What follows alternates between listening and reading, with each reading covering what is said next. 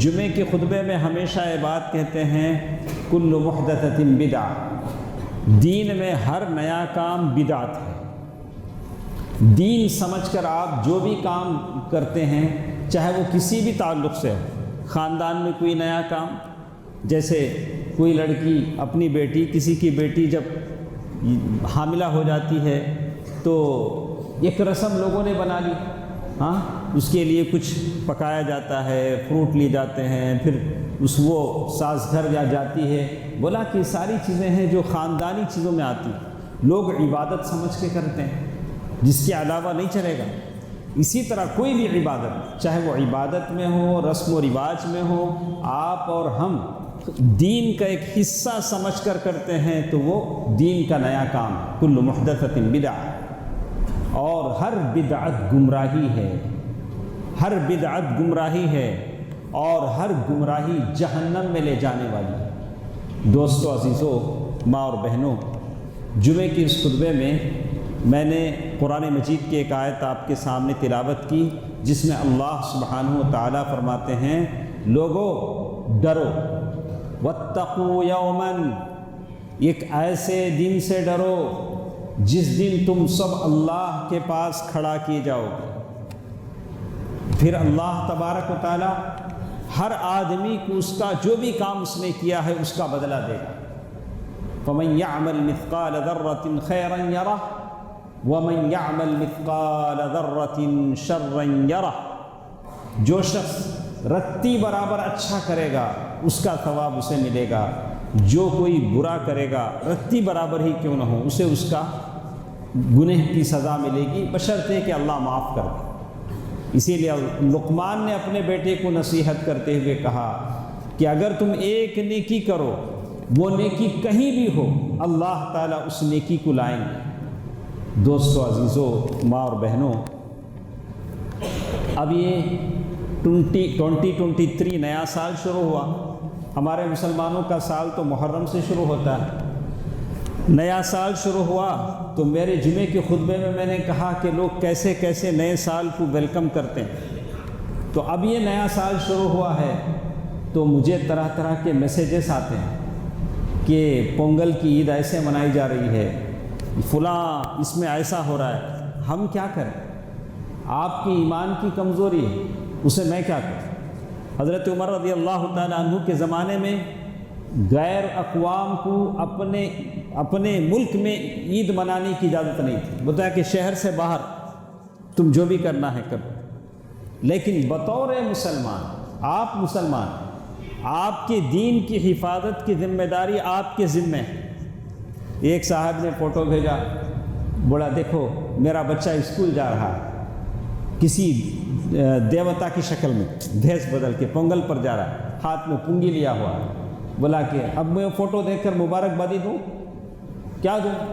بولا اچھا ہے آپ کا یہ بچہ اچھا ہے، کیسے دیں گے ہم، کیسے مبارکبادی دیں گے؟ دوستو عزیزو، کچھ ایسی حقیقتیں ہیں جس کو ہم بیان نہیں کر سکتے۔ آپ کے بچوں کی دین کی حفاظت، عقیدے کی حفاظت آپ کے ذمہ ہے۔ کتنے میری اس مجلس میں نانا دادا ہوں گے جو یہاں بیٹھے ہیں، جن کے پوترے نواسے وہاں پتہ نہیں کس پرستش میں لگے ہوئے ہیں، اور ہم سمجھتے ہیں کہ ہمارے بچے انگلش بولتے ہیں، ہمارے بچے اچھی تعلیم میں۔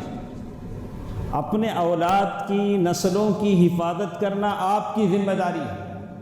آپ کی ذمہ داری ہے کہ آپ دیکھیں کہ آپ کے بچے کیا پڑھتے ہیں، کیسے ان کی دین کی حفاظت ہوتی ہے۔ دوستو عزیزو، ماں اور بہنوں، اللہ تبارک و تعالیٰ اس آیت میں ہی کہتے ہیں واتقوا یوما، اس دن سے ڈرو جس دن اللہ کے پاس پہنچائے جاؤ گے، تمہارے اعمال کا پورا پورا بدلہ دیا جائے گا۔ اللہ کے نبی صلی اللہ علیہ وسلم نے حدیث میں فرمایا بادروا بالاعمال، نیک کاموں کے کرنے میں جلدی کرو۔ گزشتہ جمعے کے خطبے میں ہم نے سنا تھا فتنے رونما ہوں گے، طرح طرح کے فتنے آئیں گے، ایسے فتنے کقطع اللیل المظلم، اندھیری اور تاریک رات کی طرح فتنے ہوں گے۔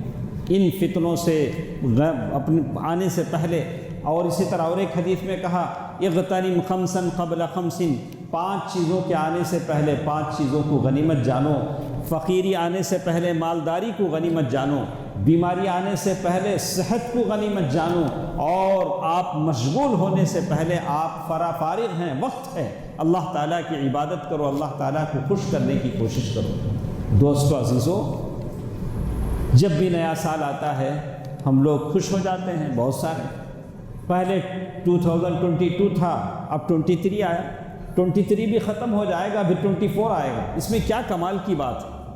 کمال تو اس وقت ہے جب سے سلف کہتے ہیں سب سے بڑی شرمندگی، سب سے بڑی ندامت کا احساس مجھے اس وقت ہوتا ہے جب سورج نکلتا ہے، صبح صبح سورج نکلتا ہے، سورج بلند ہوتا ہے، شام میں سورج غروب بھی ہو جاتا ہے، اور میرے پلے میں کوئی نیکی نہیں ہے تو مجھے افسوس ہوتا ہے۔ میری زندگی کا ایک دن کیا ہو گیا؟ کم ہو گیا۔ میری زندگی کا ایک دن کم ہو گیا۔ سورج نکلا اور آسمان کے درمیان میں پہنچا اور غروب آفتاب بھی ہو گیا، لیکن ایک نیکی کا موقع مجھے نہیں مل سکا، میری زندگی سے ایک دن کم ہو گیا۔ دوستو عزیزو، میرے نوجوان ساتھیوں، بچوں، غور کرو کہ کبھی آپ چھوٹے سے تھے، رینگتے تھے، کبھی وہ بھی نہیں آتا تھا، ماں کے گود میں تھے، جب جوان ہوئے، حالات کو سمجھنے لگے۔ آج کے تو بچے اتنے جوان ہیں جتنے جوان نہیں، بالکل اسمارٹ جوان ہیں، ساری چیزیں سمجھتے ہیں۔ تو زندگی یہ کہتی ہے کہ آپ اپنی زندگی سے عبرت حاصل کریں، زمانے کی رفتار کے ساتھ ساتھ چلیں۔ زمانہ بڑی تیزی سے جا رہا ہے، زمانہ بڑی تیزی سے جا رہا ہے۔ اللہ کے نبی صلی اللہ علیہ وسلم نے یہی بات حدیث میں کہی، لا تقوم الساعہ حتی يقبض العلم، قیامت اس وقت تک نہیں آئے گی جب تک کہ علم اٹھا لیا نہیں جائے گا۔ علم کیسے اٹھایا جائے گا؟ علم تو ہے، قرآن ہے، قرآن میں ساری باتیں ہیں، حدیث کی کتابیں ہیں۔ علم ایسے اٹھا لیا جائے گا کہ علماء ختم ہو جائیں۔ اب لوگ کیا کریں گے؟ جاہلوں کو عالم سمجھ لیں گے، جو کیا بھی پڑھے نہیں، کیا بھی جانتے نہیں، لیکن جاہل ان سے کیا کریں گے؟ فتوے پوچھنے لگیں گے۔ ایک صاحب نے مجھے ایک ویڈیو بھیجا، مرید اپنے پیر کو تشت میں بٹھا کے گلاب کی پانی سے نہلا رہا۔ کسے؟ گلاب کے پانی سے پیر صاحب کو غسل دے رہے۔ بابا کے پاؤں کب تو دھویا کہ نہیں کہ معلوم نہیں، کبھی باپ کی خدمت کیا نہیں کیا معلوم نہیں، لیکن کس کے پیر دھو رہا ہے؟ پیر صاحب کو نہلاتا، وہ بھی گلاب کے پانی سے۔ اس کی صورت، کبھی باپ کو پانی، ایک گلاس پانی پلایا رہنا، کبھی باپ کو، بوڑھا باپ اگر کانپتے ہیں اس کے ہاتھ تو ایک نوالا کھانا کھلایا رہنا، پیر صاحب کو گلاب کے پانی سے نہلاتا۔ بولا واہ کیا خدمت ہے۔ میں اپنے بچوں سے کہتا ہوں، نوجوانوں سے کہتا ہوں کہ اپنے ماں باپ جنت ہیں، ماں کے قدموں کے نیچے جنت ہے، باپ درمیانی دروازہ، جنت کا درمیانی دروازہ، جاؤ ان کے پاس جنت تلاش کرو، ان کے پاس جنت تلاش کرو۔ کتنی بار صحابی نے اللہ کے نبی صلی اللہ علیہ وسلم سے کہا کہ اللہ کے نبی، میں اللہ کے راستے میں جنگ لڑنے کے لیے جانا چاہتا ہوں، تو اللہ کے نبی صلی اللہ علیہ وسلم نے کہا کہ نہیں، تم اپنے ماں باپ کی خدمت کرو۔ کبھی کسی صحابی نے پوچھا میرے ماں باپ ہیں، دونوں میں کون میری اس کی زیادہ حقدار ہیں؟ تو کہا امک، تیری ماں، اس کی خدمت کر۔ اللہ کے نبی صلی اللہ علیہ وسلم نے ہی کہا کہ دیکھو، لا تقوم الساعہ حتی يقبض العلم، علم کے اٹھا لیے جانے سے پہلے آج علماء ختم ہو رہے ہیں، اور جاہلوں کو عالموں کا نام دیا جا رہا ہے، اور علماء کے پاس، علماء سے اور لوگوں سے تعلق توڑا جا رہا ہے۔ ایک ایسی پالیسی بنائی جاتی ہے کہ لوگ عالموں سے متنفر ہو جائیں، انہوں ویسے، انہوں ایسے، تمہیں صحیح، ایک عالم کے اندر ایک خامی نکال دی، وہ عالم صاحب ایسے یا عالم صاحب ایسے، اب انہوں علامہ، اب سارے فتوے ان سے پوچھنا۔ تو علماء سے لوگوں کو متنفر کیا جاتا ہے۔ اللہ کے نبی صلی اللہ علیہ وسلم فرمایا کہ نہیں، یہ قیامت کی نشانی ہے جب علماء سے لوگوں کا تعلق ختم کر دیا جائے گا۔ آگے اللہ کے نبی صلی اللہ علیہ وسلم نے فرمایا وَتُكْثِرُ الزَّلَازِلِ، زلزلے بہت سارے رونما ہوں گے، وَيَتَقَارَبُ الزَّمَانِ وَتَظْهَرُ الْفِتَنِ، طرح طرح کے فتنے رونما ہوں گے، وَيَكْثُرُ الْحَرْجِ، خامخواہ قتل و غارت گری ہوگی، مرڈر زیادہ ہوں گے، کون کس کو قتل کر رہا ہے، کیوں قتل کر رہا ہے، کوئی پوچھنے والا نہیں ہوگا، قتل و غارت گری زیادہ ہوگی۔ حتیٰ یکثر فیکم المال، کہا کہ یہاں تک کہ تم مالدار بن جاؤ، مال لوگوں میں زیادہ ہوگا۔ آج یہی نوبت ہے کہ مال کے نشے میں، مال کے بدولت آدمی کچھ بھی کرنا چاہتا ہے۔ میرے پاس پیسہ ہے، میں کچھ بھی کر سکتا ہوں، کسی کو تنگ کر سکتا ہوں، کسی کو ستا سکتا ہوں، عدلیہ کورٹ خرید لے سکتا ہوں، پولیس اسٹیشن خرید لے سکتا ہوں، میرے پاس پیسہ ہے۔ تو ایسے لوگوں کو اللہ سے ڈرنا چاہیے کہ یہ حدیث میں بتایا گیا کہ ایک زمانہ ایسا آئے گا کہ لوگوں کے پاس مال زیادہ ہو جائے گا اور اس فخر و غرور میں وہ مستی کرنے لگیں گے، یہاں تک کہ اللہ تعالیٰ ان کو پکڑ لے گا۔ اللہ المستعان۔ اللہ کے نبی صلی اللہ علیہ وسلم نے حدیث میں فرمایا لا تقوم الساعة حتى يتقارب الزمان۔ دوستو عزیزو، قیامت ایک چیز ہے جو آنے والی ہے، اسے کہتے ہیں قیامت کبریٰ، بڑی قیامت۔ یہ قیامت وہ ہے قیامت صغریٰ، چھوٹی قیامت۔ اللہ کے نبی صلی اللہ علیہ وسلم نے فرمایا من مات قامت قیامتہ، جو جس دن مرے گا اس دن اس کی قیامت ہو جائے گی۔ یہ چھوٹی قیامت ہم روزانہ دیکھتے ہیں۔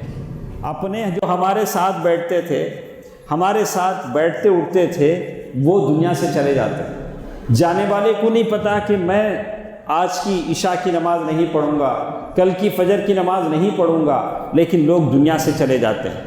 میں ہر اس آدمی کو اور اپنے آپ کو جو اپنے خواہشات میں ڈوبے ہوئے ہیں اور اپنی شان و شوکت کا اظہار کرتے ہیں، اپنی صحت اور اپنی دولت پر بھروسہ کیے ہوئے ہیں، سب سے کہوں گا کہ ان جانے والوں کو دیکھو، من مات قامت قیامتہ، جن کی موت واقع ہو گئی، جو سمجھتے نہیں تھے کہ ہم جائیں گے، بولتا اتنا جلدی نہیں، مرنے کا تو یقین تھا کہ مریں گے، لیکن علم نہیں تھا۔ اللہ کے نبی صلی اللہ علیہ وسلم نے وہی بات حدیث میں فرمایا لا تقوم الساعة، یہ قیامت وہ ہے جو بڑی قیامت آئے گی، اس کی نشانیاں آئیں گی، حتیٰ یتقارب الزمان، وقت بہت شارٹ ہو جائے گا۔ آپ کو لگتا ہے کہ ابھی جمعے میں آئے تھے، یہاں بیٹھے تھے، پھر جمعہ آ گیا، تو حدیث میں بتایا گیا فتکون السنہ کالشہر، سال مہینے کے برابر ہوگا۔ یہ ایک سال میں جو کام آپ کرتے تھے وہ سال مہینے کے برابر ہو جائے گا۔ ابھی 2022 گیا، پھر مہینہ گزرا کہ نہیں کہ پھر 2023 بھی ختم ہو جائے گا۔ اور پھر آگے کہا وَيَكُونُ الشَّهْرُ كَالْجُمْعَةِ، اور مہینہ جمعے کے برابر ہوگا، اتنا مختصر کر دیا جائے گا۔ وَيَكُونَ الْجُمْعَةُ كَالْيَوْمِ، جمعہ ایک دن کے برابر ہوگا۔ وَيَكُونُ الْيَوْمُ كَالسَّاعَةِ، اور ایک دن ایک گھڑی کی طرح گزر جائے گا۔ صبح صبح آپ اٹھتے ہیں، فجر کی نماز، اللہ اللہ، جس نے فجر کی نماز پڑھی ہو اللہ تعالیٰ کی ذمہ داری میں وہ آ جاتا ہے، تو فجر کی نماز ہوتی ہے، پھر کچھ دیر کے بعد پھر عشاء کی نماز کا وقت آ جاتا ہے، بیچ کی نمازیں بڑی تیزی کے ساتھ گزر جاتی ہیں، اور آخر میں اللہ کے نبی صلی اللہ علیہ وسلم نے فرمایا وَتَكُونُ السَّاعَةُ كَإِحْتِرَاقِ الصَّعْفَةِ، اور یہ گھڑی کیسے گزرے گی جیسے بہت دھوپ کے زمانے میں ایک سوکھا پتا، سوکھا ٹہنی دھوپ میں ڈال دیں اور اس میں آگ لگا دیں تو جس تیزی سے وہ جل جاتا ہے ویسے ایک معمولی گھڑی گزر جائے گی۔ دوستو عزیزو، یہ گھڑیاں، یہ روز، یہ جمعے، یہ مہینے، یہ سال ایسے ہی گزر جائیں گے اور ہم دنیا سے چلے جائیں گے۔ ایک دوسرے پر لعن و طعن کرنا، یہ ایک دوسرے کے عیوب تلاش کرنا، یہ ایک دوسرے سے دعویٰ کرنا میں ایسا ایسا کر دوں گا، ویسا ویسا کر دوں گا، اللہ اللہ، ان چیزوں کو چھوڑ دیں، اپنی عمر کو غنیمت جانیں، اپنا حساب، اپنا کتاب، یہ ساری شان و شوکت کی باتیں، یہ ناز و نخرے، یہ فخر کی باتیں، یہ اللہ تعالیٰ کو پسند نہیں۔ ہم اللہ تعالیٰ کو خوش کرنے کی کوشش کریں، اپنی زندگی کی انمول دن کی قدر کریں جو بڑی تیزی کے ساتھ آپ کے اور میرے ہاتھ سے گزرتے جا رہے ہیں۔ آپ نے کبھی سنا ہوگا، سیرت میں جب ہم پڑھتے ہیں، سیرت کی باتیں جب ہم پڑھتے ہیں اللہ کے نبی صلی اللہ علیہ وسلم مدینہ منورہ آئے ہیں تو اللہ کے نبی صلی اللہ علیہ وسلم نے آس پاس کے بہت سارے لوگوں کو دعویٰ کیا، ان لوگوں کو اسلام کے بارے میں سمجھایا۔ تو اللہ کے نبی صلی اللہ علیہ وسلم کے زمانے میں جو بڑی بڑی جو طاقتیں تھیں، وہ طاقتوں میں روم اور ایران، یہ دو بڑی بڑی طاقتیں تھیں۔ آج بھی ہم دیکھتے ہیں دنیا میں سپر پاور طاقتیں ہیں۔ اللہ کے نبی صلی اللہ علیہ وسلم کے زمانے میں کسریٰ اور قیصر، یہ بڑی بڑی طاقتیں تھیں۔ ایران کے بادشاہ کو کسریٰ کہتے تھے اور روم کے بادشاہ کو قیصر کہتے تھے۔ اللہ کے نبی صلی اللہ علیہ وسلم نے ان کو بھی خط لکھا۔ ایک داعی کی ذمہ داری ہے، اللہ تعالیٰ کی دین کی طرف بلانے والے کی ذمہ داری ہے۔ اللہ تعالیٰ نے قرآن مجید میں کہا بلغ ما انزل الیک من ربک، کہا کہ آپ جو کچھ آپ کے اوپر نازل ہوتا ہے آپ اس کی تبلیغ کیجیے، اور ساتھ ساتھ اللہ نے جس بات کی گارنٹی دے دی واللہ یعصمک من الناس، لوگوں سے اللہ آپ کی حفاظت کرے گا۔ میں ایک بات سمجھتا ہوں، آج جو کچھ لڑائیاں، جھگڑے، فساد، دشمنیاں، یہ خون خرابہ، ایک دوسرے کو بے آبرو کرنا، بے عزت کرنا، ایک دوسرے کی غیبتیں کرنا، حسد کرنا، یہ سب اس وجہ سے ہے کہ ہم لوگ اصل راستے سے ہٹ گئے ہیں۔ ہمارا اصل راستہ کیا ہے؟ آپ مسلمان ہیں، اپنے اسلام کو دوسروں تک پہنچائیں، یہ آپ کی ذمہ داری ہے، یہ آپ کی ذمہ داری ہے۔ آپ نے دنیا میں سب کچھ کیا لیکن یہ ذمہ داری کو بجا نہیں لایا تو آپ نے کچھ نہیں کیا۔ ہم بولتے ہیں کہ چلو علماء پر واجب ہے، ہمارے لیے واجب نہیں ہے۔ نہیں، بلغوا عنی ولو آیا، کیا آپ کو نہیں معلوم کہ مذہب اسلام جنت میں لے جاتا ہے؟ تو کبھی آپ نے اپنے دوستوں کو بتایا جو آپ کے ساتھ بیٹھتے ہیں کہ بھئی میں اس مذہب کا ماننے والا ہوں جو جنت تک لے جاتا ہے، جو جنت تک پہنچاتا ہے؟ تو یہ ہمارا فریضہ ہے، اور اسی نہ کرنے کی سزا اللہ تعالیٰ نے ہم دی کہ ہم ایک دوسرے کے دست و گریبان ہیں۔ آپ کا گریبان میں نے پکڑا، میرا گریبان آپ نے پکڑا، یہ سزا ہے، پنشمنٹ ہے اللہ تعالیٰ کی طرف سے۔ اللہ تعالیٰ کسی قوم کو جو ہیلے بہانے تلاش کرتی ہے اسی طرح پکڑتے ہیں۔ اللہ تبارک و تعالیٰ ایسے ہی پکڑتے ہیں۔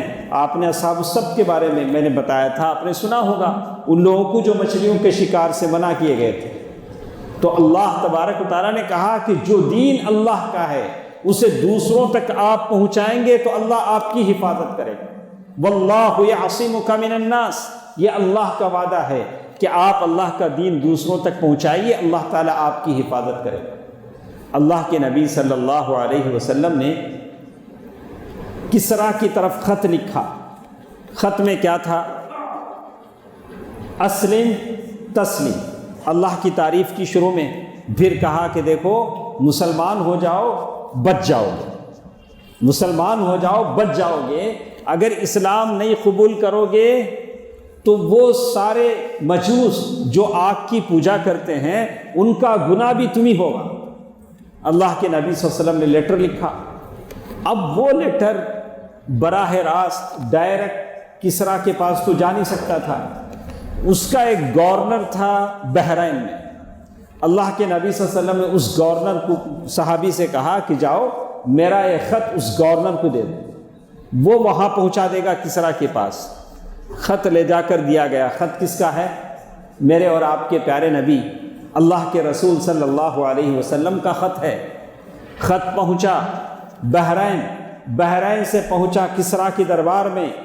فارس ایران کا بادشاہ کسریٰ، اس نے خط کھول کر دیکھا، خط میں لکھا ہوا ہے من محمد عبد اللہ ورسولہ الی عظیم فارس، یعنی اللہ کے نبی صلی اللہ علیہ وسلم محمد ابن عبداللہ کی طرف سے یہ خط ہے فارس کے بادشاہ کے نام۔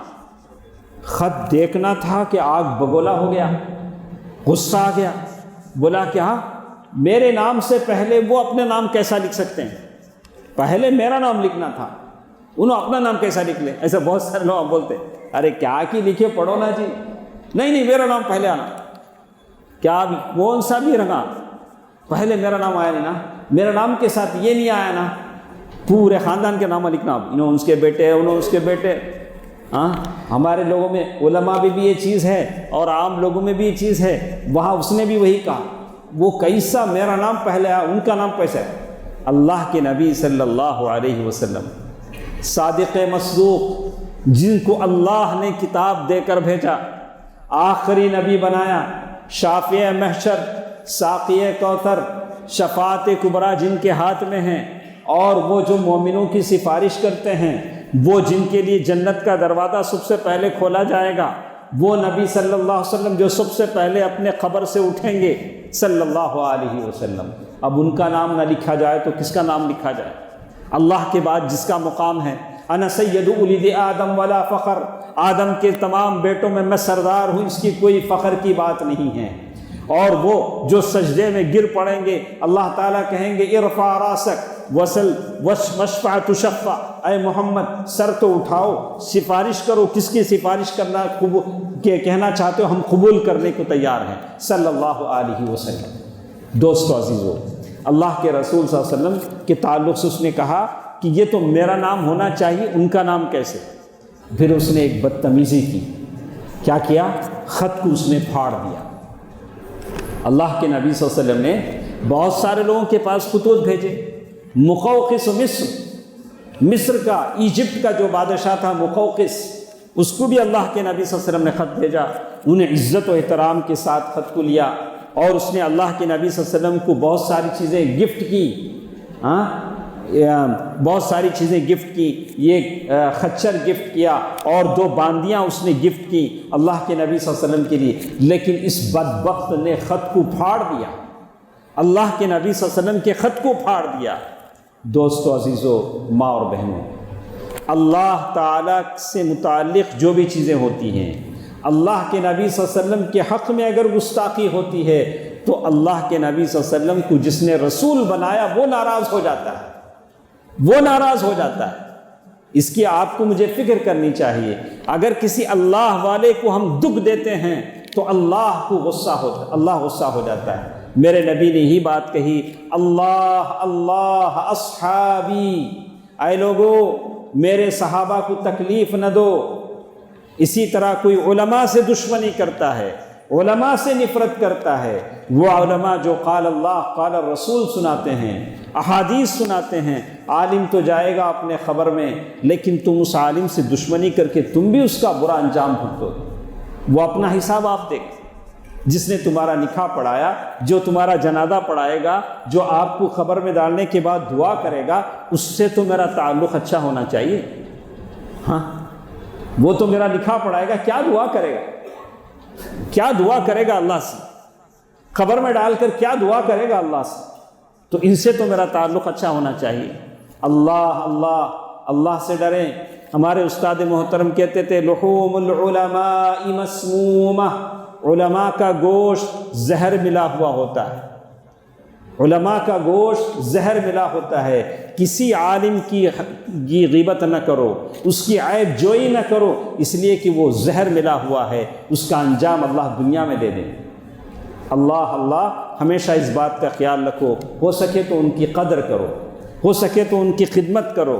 ارے جاہل پیروں کے پیر لوگ چوم لیتے ہیں، جو گندے جو جاہل پیر ہوتے ہیں ان کے پیر لوگ چوم لیتے ہیں، ہاتھ پیر چوم لیتے ہیں، اور اپنی بیوی بچوں کو کھلانے کے لیے پیسہ نہیں ہوتا لیکن پیر کو نذرانے دینے میں اپنی دولت صرف کر لیتے ہیں. لیکن ہم ایسے علماء سے جو صحیح العقیدہ ہوں ان سے ہم دشمنی کریں؟ ایسا تو ہم نہیں کر سکتے. اللہ اللہ اس سے بچنا چاہیے. تو ہم بتا رہے تھے اس نے اللہ کے نبی صلی اللہ علیہ وسلم کا خط پھاڑ دیا، خط پھاڑا اللہ کے نبی صلی اللہ علیہ وسلم کا. اور اتنا ہی نہیں کیا، اس کا جو گورنر یمن میں تھا، مدینے سے نیئرسٹ ڈسٹینیشن یمن پڑتا تھا، اس کے یمن کے گورنر کو لکھا دیکھو میں یہ خط بھیج رہا ہوں. اس نے ایک خط لکھا، یہ خط میرا آئے گا، جیسے ہی میرا خط پہنچے یہ 2 ہٹے کٹے لوگوں کو مدینہ بھیجو. وہ لوگ کیا کریں گے؟ اللہ کے نبی کو پکڑ کے میرے پاس لائیں. ہاں سبحان اللہ، کیا بیوقوف تھا، کیا اس کی ذہنیت تھی. جب بحرین، جب یمن خط آیا کسریٰ کا تو اسے کرنا تھا، اس نے 2 آدمیوں کو تیار کیا، بلا کے مدینہ جاؤ اور اللہ کے نبی صلی اللہ علیہ وسلم کو پکڑ کر کسریٰ کے پاس لے جاؤ۔ مدینے میں وہ دونوں آئے۔ کیسے آئے؟ جیسے لکھتے ہیں سر مونڈا ہوا تھا، سر پہ ایک بال بھی نہیں، پورا سر مونڈا کو وہ دونوں آئے، مچھا کوئی تھے بڑے ایسا مفلوط، یعنی ایسے پھراتے نہیں، درند لوگوں کے مچھا دیکھتے نہیں ہمیں۔ اللہ کے نبی صلی اللہ علیہ وسلم ایک مرتبہ دیکھ کے نگاہ نیچے ڈال لی، بولے کیا تم اس صورت کیسی آپ کی یہ شکل ہے، کئی کو ایسا کریں، مچھا کہتے بڑے، سر کو کیا بھی نہیں، پورا سر صاف۔ بولا نہیں ہمارا اللہ، ہمارا رب، ہم نہ بولا رب کون ان کا؟ کسریٰ، ہمارے رب کا حکم آیا اس کا سے ہم ایسا کریں۔ اللہ کے نبی صلی اللہ علیہ وسلم فرمایا لیکن میرا رب کہتا ہے، میرا رب حکم دیتا ہے کہ داڑھی بڑھاؤ، مونچھاں کم کرو۔ اللہ میں سارے نوجوانوں سے کہتا ہوں کل حشر میں بھی ہم جائیں گے، اللہ کے نبی صلی اللہ علیہ وسلم کو منہ دکھلائیں گے، شفاعت کبریٰ ہماری ہوگی، حوض کوثر پر پانی پینا ہے تو چہرہ تو ذرا اچھا ہونا چاہیے۔ ہاں ہم اپنے ہیڈ ماسٹر کے سامنے الٹے سیدھے کپڑوں میں جا نہیں پاتے، باپ کے سامنے کوئی آدھے سارے کپڑوں میں نہیں آتا، اللہ کے نبی صلی اللہ علیہ وسلم کے سامنے آپ ایسا چہرہ لے کر کیسے جائیں؟ چہرے پر تو کچھ لگے کہ چلو اسلامی شناخت ہے، میری سنت ہے۔ دوستو عزیزو، اس کے لیے کسی بھاری دلیل یا معاشرے کی ضرورت نہیں، میرے نبی نے رکھا ہے، مجھے رکھنا ہے، خلاص۔ میرے نبی نے حکم دیا ہے، میرے نبی کا حکم ہے آف اللحیہ وقص الشوارب، داڑھی بڑھاؤ، مونچھ کم کرو، میرے نبی کی بات۔ ارے اتنا تو نہیں کر سکتی، اس میں تو کوئی پیسہ تو خرچ نہیں ہوتا، اس میں تو پیسہ بچتا ہے، بچتا کہ نہیں بچتا؟ داڑھی چھوڑے تو پیسہ بچتا، پیسہ بچتا۔ پیسہ بچانے کے لیے نہ صحیح کہ ایسے نہ ہو کہ نبی کی ملاقات پر شرمندگی نہ ہو۔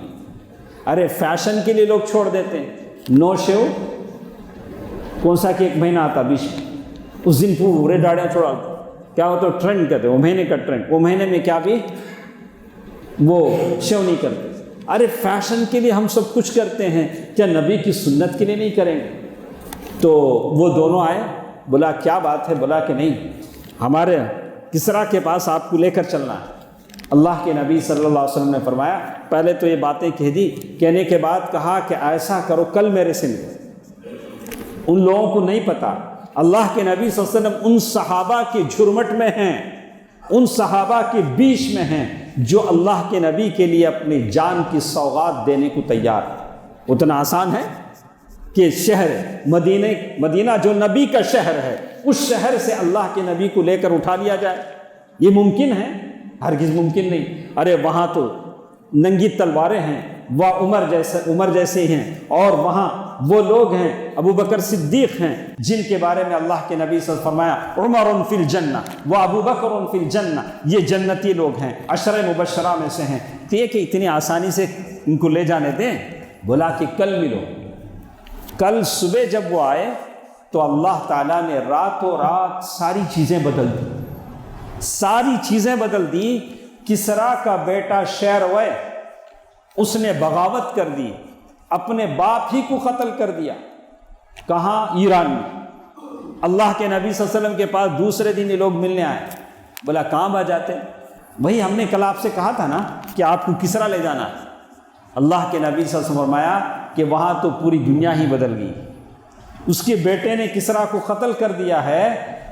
تو ان کو یقین نہیں آیا، بولا کہ دیکھیے اگر آپ کی بات غلط نکلی تو پھر آپ کا انجام برا ہوگا۔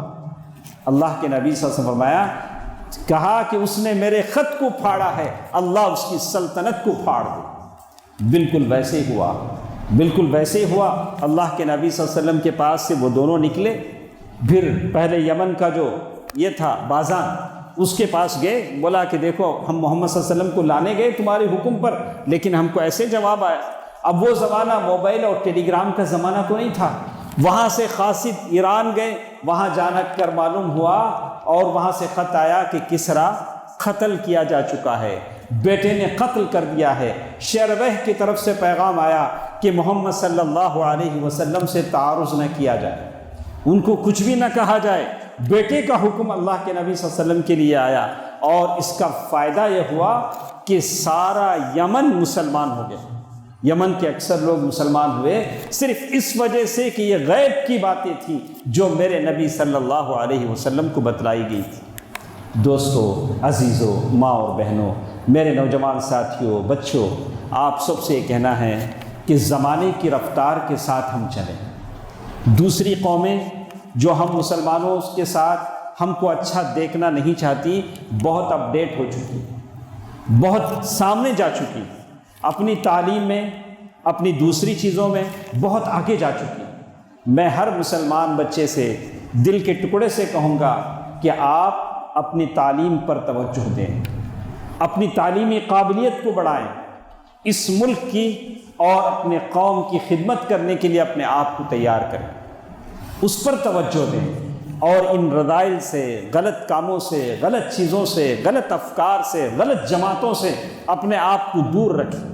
یہ ہم کو جہنم میں لے جانے والی ہیں، جنت سے دور کرنے والی ہیں۔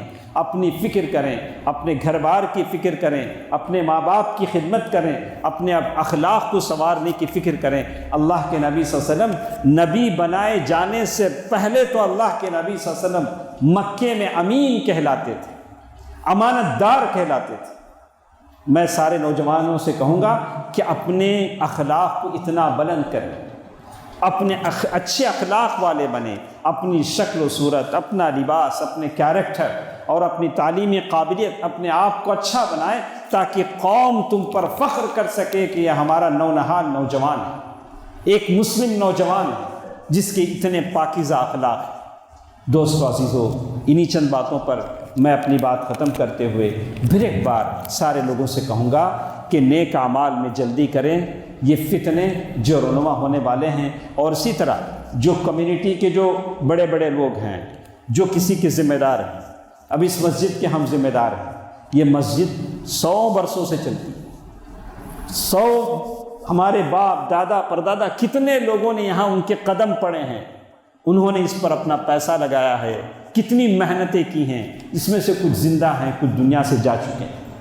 تو اس کا یہ مطلب نہیں ہوگا کہ اس مسجد میں ہم صرف خیر ہی خیر کریں، بھلائی بھلائی کریں اور اس کو دین کے کام میں استعمال کریں جتنا ہو سکے۔ تو اسی کے اعلان کے طور پر میں کہوں گا کہ بڑا اچھا موقع ہے کہ علماء باہر سے آتے ہیں، اچھی اچھی باتیں آپ کو سنانا چاہتے ہیں۔ ہفتے کے دن شیخ ظفر الحسن صاحب کا تقریر ہے، بڑی اچھی تقریر ہے، تو آپ ہفتے کے دن فری ہیں تو آپ ضرور آ جائیں، تقریر سنیں، بیٹھیں کہ کیسے کیسے وہ بتائیں گے، کتنی اچھی باتیں آپ کو بتائیں گے۔ یعنی کل ہفتے کے دن مغرب سے عشاء تک اسی مسجد میں بیان ہے۔ اپنے سارے رشتہ داروں کو، عورتوں کو، خواتین، بچوں کو، ساروں کو لیتے آئیں تاکہ ہم زیادہ سے زیادہ ان علماء کے علم سے فائدہ اٹھا سکیں۔ اللہ تعالیٰ مجھے اور آپ کو توفیق دے۔ اے الہ العالمین، جتنے ہمارے نوجوان ہیں، بچے ہیں، عورتیں ہیں، خواتین ہیں، یا اللہ سب کو اچھے اخلاق عطا فرما۔ یا اللہ ہمیں تیری نعمتیں عطا فرما۔ یا اللہ جو پریشان ہیں ان کی پریشانیوں کو دور فرما۔ اے الہ العالمین، ہمیں جو بیمار ہیں انہیں شفا بھی عطا فرما، شفا کلیہ عطا فرما، شفا عاجلہ عطا فرما۔ یا اللہ ہم سب کو اپنے رحم و کرم میں شامل کر۔ اے الہ العالمین، ہمارے جو لوگ قبروں میں جا چکے ہیں، وفات پا چکے ہیں، یا اللہ ان کے قبروں کو نور سے بھر دے۔ یا اللہ ان جنت الفردوس میں جگہ عطا فرما دے۔ آمین۔ صدق اللہ العلی العظیم ونفعنی وإياكم بالآیات والذکر الحکیم۔ انہ تعالی جواد ملک کریم والرؤوف الرحیم۔